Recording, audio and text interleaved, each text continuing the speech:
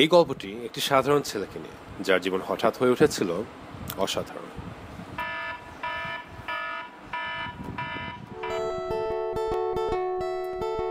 এই গল্পটির নায়ক ফারহান। ফারহান প্রতিদিন তার দাঁত একইভাবে মাজে। সে প্রতিদিন শুধুই সাদা শার্ট আর জিন্স পরে। সে প্রতিদিন তার মা বাবার সাথে একই খাবার খায় এবং সে প্রতিদিন ক্লাসের একই সিটে বসে পড়ালেখা করে। একসময় ফারহানের অনেক বন্ধু ছিল, কিন্তু এখন ফারহান যেদিকেই তাকায় সেদিকে একই জিনিস দেখে, ভালোবাসা।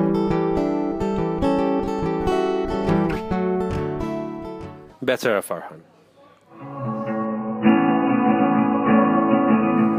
কিন্তু একদিন ফারহানের সাধারণ জীবন হয়ে গেল অসাধারণ।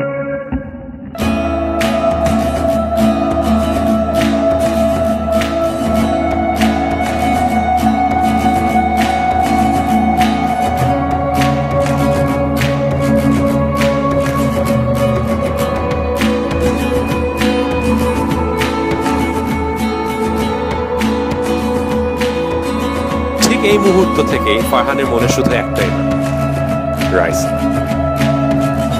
রাইসার হাসি, রাইসার হাত, রাইসার চুল, শুধুই রাইসা।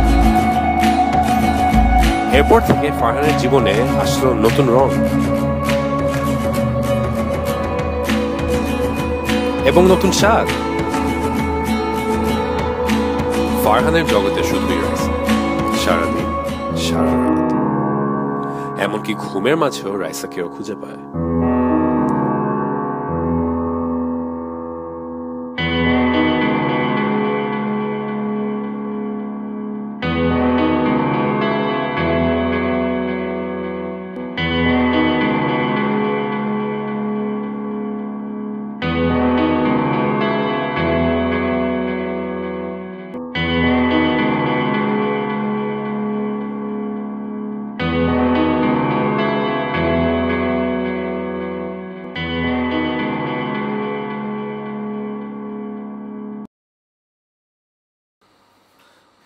অবশেষে ফারহান বুঝতে পারল যে দূর থেকে রাইসাকে ভালোবেসে গেলে রাইসা দূরেই থেকে যাবে।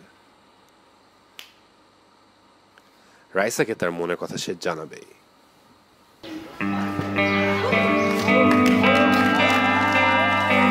আজ সেই মুহূর্ত মনে হলো সব শক্তি যেন চায় ফারহান এবং রাইসা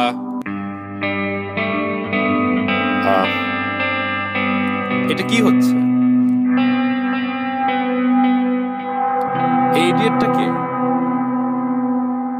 এই ইডিয়েটটাকে এত চেনা চেনা কেন লাগছে? আর তখন ফারহানের সব মনে আসলো।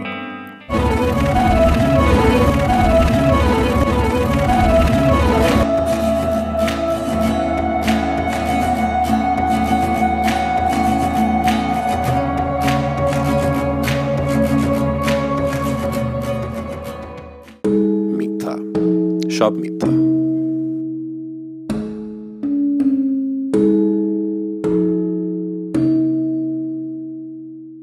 ফারহান চিন্তা করলো যে ধুর, ভালোবাসা টালোবাসা এসব সত্যি সত্যি হয় নাকি?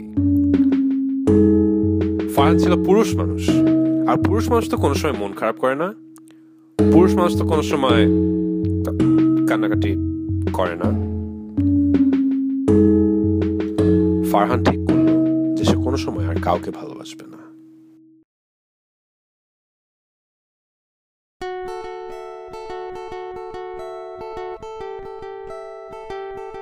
কিন্তু তারপরের দিন ফারহানের সাধারণ জীবন আবার হয়ে গেল অসাধারণ।